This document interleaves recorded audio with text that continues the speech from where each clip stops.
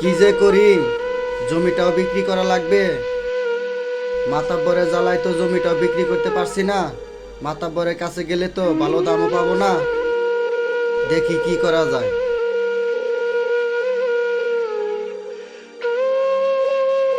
Hello Selim ভাই, আপনার একটু দরকার ছিল ভাই। মাতাব্বরের জ্বালায় তো জমিটা বিক্রি করতে পারতেছি না। আপনি যদি জমিটা কিনতে পারেন বা বিক্রি করে দিতে পারেন তাহলে অবশ্যই একটু জানাবেন, তো আমার একটু উপকার হইতো। আচ্ছা ঠিক আছে ভাই, রাইখা দেই, ভালো থাকেন। বারেক দেহি জমি বেচার কথা কয়, মাতবার রে তো খবর দেয় এখনই দোয়া লাগে। মাতবার রে তুই জমি বেচা শিক্ষা দিতেছি বারেক রে। আমার কাছে জমি কিনবার এসেছেন, ভালো কথা, তাহলে আমার কাছ থেকে কেনেন। আমার কাছে জমি কিনলে কাগজপাতি 1 নাম্বার হবে। ভাই, বাপের পৈতৃক সম্পত্তি বিক্রি করে আইছে গ্রামে, সেখান থেকে কিছু টাকা নিয়ে আইছি, আর এখানে চাকরি করে কিছু টাকা জমাইছি। সেই টাকা দিয়ে একটা জায়গা কিনবো যাতে সুন্দর করে থাকতে পারি। আরে ভাই, এখানে যারা জমি কিনতে আছে সবাই গরিব। গরিবের কষ্ট আমি বুঝি ভাই।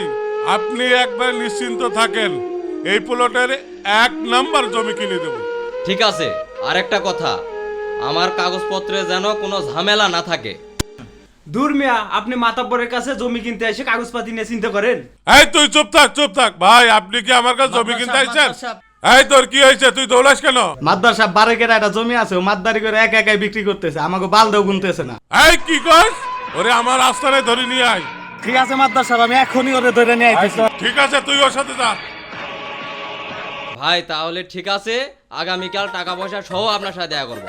ঠিক আছে ভাই, কোনো টেনশন নাই। টাকা পয়সা নিয়ে কালকে চলে আসেন। আচ্ছা ঠিক আছে, আসি। আসসালামু আলাইকুম। ওয়ালাইকুম আসসালাম। বারেক রে তো কোনো জায়গায় খুঁজে পেলাম না।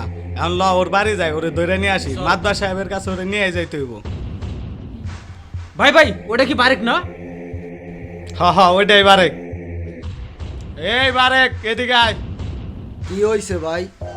মাতবার সাহেব তোরে এখনই ডাকছে, এখনই যাইতে কইছে। মাতবর সাহেব কি জন্য ডাকছে আমারে সেই কথাটা কন। এত জানা শোনার সময় নাই, চল গেলেই বুঝতে পারবি। সেই সকালবেলা বারেকরে ধরে আনতে পাঠাইছি, কিন্তু এখনো আসে না। কি যে করে ওরা, আমার মাথাই ধরে না। মাতর সাহেব আইছে ওই যে আইছে। মাতবর সাহেব, আমার আপনি কি জন্য ধরে নিয়ে আইছেন? তোর সাহস কি করে হয় আমার এলাকায় আমার ছাড়া জমি বিক্রি করাস? মাতবর সাহেব, আমারে মাফ করে দেন। আমি তো অন্য জায়গায় জমিটা বেচলে বেশি দামে বিক্রি করা হামু। ওই, তোর সাহস কি করে হয়?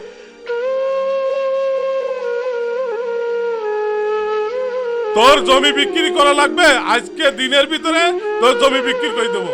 যা এখান থেকে যা। হে আল্লাহ, তোর বারেকের তুমি কি এই করবো জালিমের না? বিচার করো আল্লাহ। বিনা অপরাধে আমাকে যেভাবে মারলো, আল্লাহ তুমি দেখে রাখো আল্লাহ। আল্লাহ তুমি গরিবের অত্যাচার তুমি সহ্য করে না আল্লাহ। এই এলাকার যত জমি দেখতেছেন না, সব আমার জমি।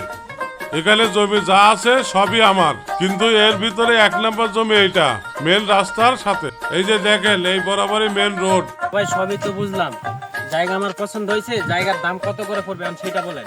অত্তর এলাকার মধ্যে 1 নম্বর জায়গা এটা আমার।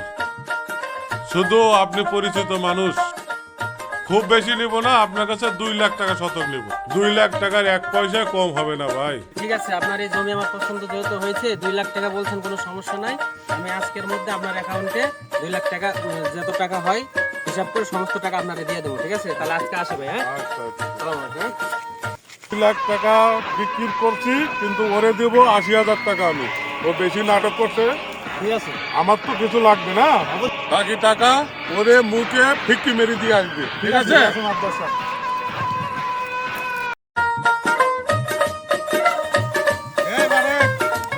জমি বিক্রি হয়ে গেছে, এই নে তোর টাকা। আমারে না জানাইয়া আমার জমি আপনারা কত দামে বিক্রি করে দিলেন তা তো আমি কিছুই জানলাম না। কত তোর জানা দরকার নাই, তোর 80 করে দিছি শতকে, এটা নিয়ে সন্তুষ্ট থাক। 2 লাখ টাকার জমি 80,000 টাকা করে দিল। আল্লাহ তুমি এই জালিমের বিচার করো।